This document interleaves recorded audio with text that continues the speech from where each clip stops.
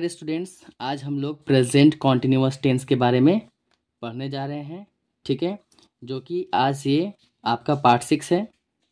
सबसे पहले present indefinite tense जो है वो जानने से पहले आप इसका आइडेंटिफिकेशन को पहचानेंगे कि कैसे हिंदी का कोई भी सेंटेंस अगर हो तो आप ये जान पाएंगे कि सेंटेंस जो है प्रेजेंट कॉन्टिन्यूअस टेंस का है।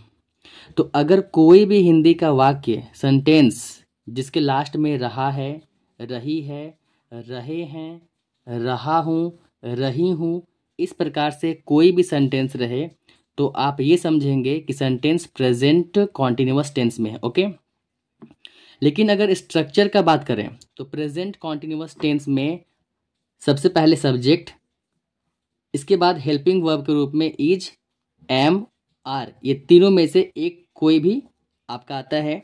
इसके बाद सारे वर्ब फॉर्म में यहाँ पे V4 का प्रयोग करते हैं। ठीक है, यहाँ पे प्रेजेंट कॉन्टिन्यूअस के टेंस में आप V4 का प्रयोग करेंगे प्रत्येक सेंटेंस में, या सेंटेंस आपका नेगेटिव हो, अफर्मेटिव हो, पॉजिटिव हो, या तो WH का हो। ठीक है, देन यदि आपका ऑब्जेक्ट रहे तो ऑब्जेक्ट, कॉम्प्लीमेंट या अदर वर्ड। इसमें जो है हम लोग जानेंगे कि कहाँ पे हेल्पिंग वर्ब इज लगेगा, कौन से सेंटेंस में एम लगेगा, कौन से सेंटेंस में आर लगेगा। ठीक है, तो आपको समझना होगा कि यदि सेंटेंस में सब्जेक्ट आपका हो ही, Hasina means H for he, S for she, I for it, और NA मीन्स कोई भी single name.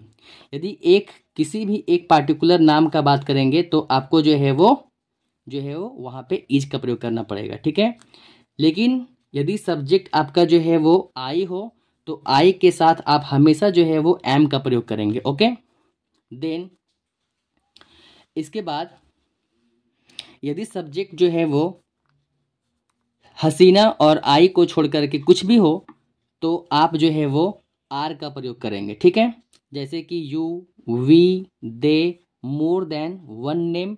Okay, means Ramesh और श्याम, गीता और Babita, poets, teachers, Mohan and Ramesh, ये कुछ भी रहे, एक से अधिक सब्जेक्ट की बात हो तो आप आर का प्रयोग करेंगे। ठीक है, एक बात और कि इज और नॉट को यदि हम कॉन्ट्रैक्टेड फॉर्म में लिखेंगे तो ये बन जाता है इजेंट।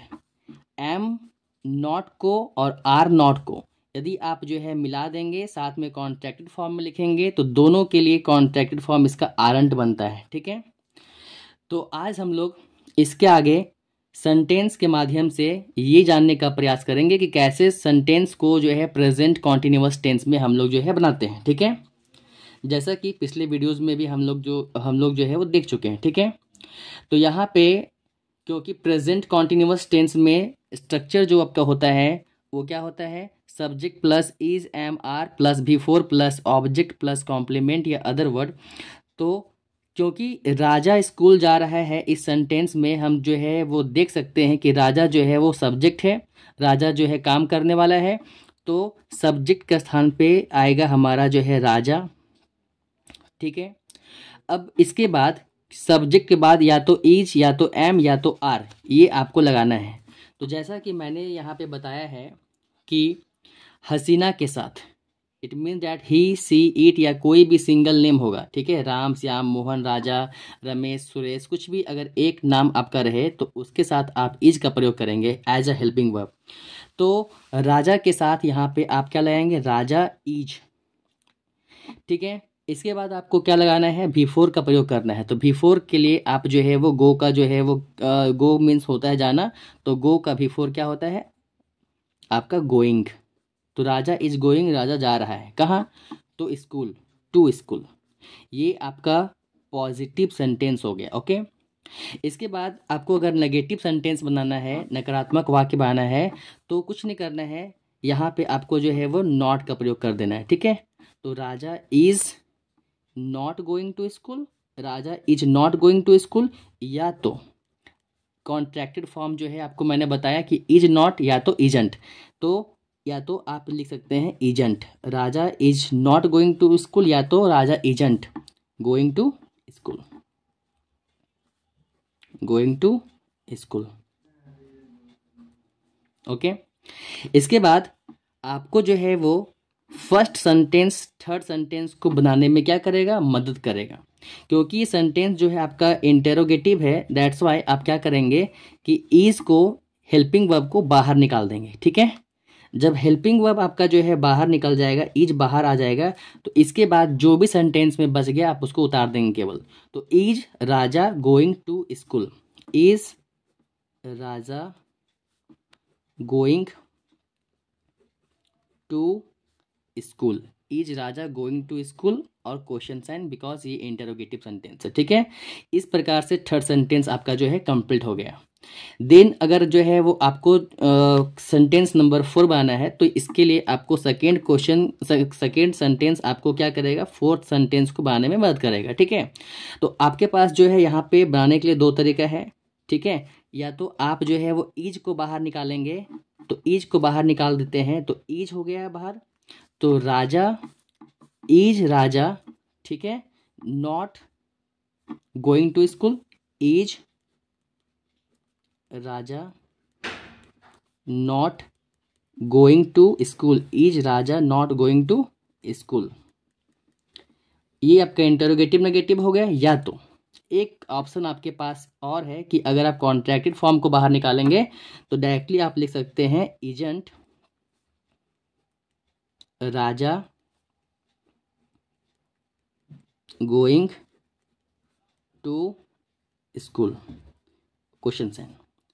देन इसके बाद आपके पास 2 सेंटेंस जो है बच जाते हैं। ठीक है, तो आप, क्योंकि ये WH सेंटेंस है, आप लोगों को मैंने बताया था पिछले वीडियोज़ में कि क्यों, कैसे, कब, ये सारे जो है वो WH का सिंबल होता है। ठीक है, तो आप क्या करेंगे, WH के लिए, क्योंकि यहाँ पे क्यों है इसलिए आप Y का प्रयोग करेंगे स्टार्टिंग में।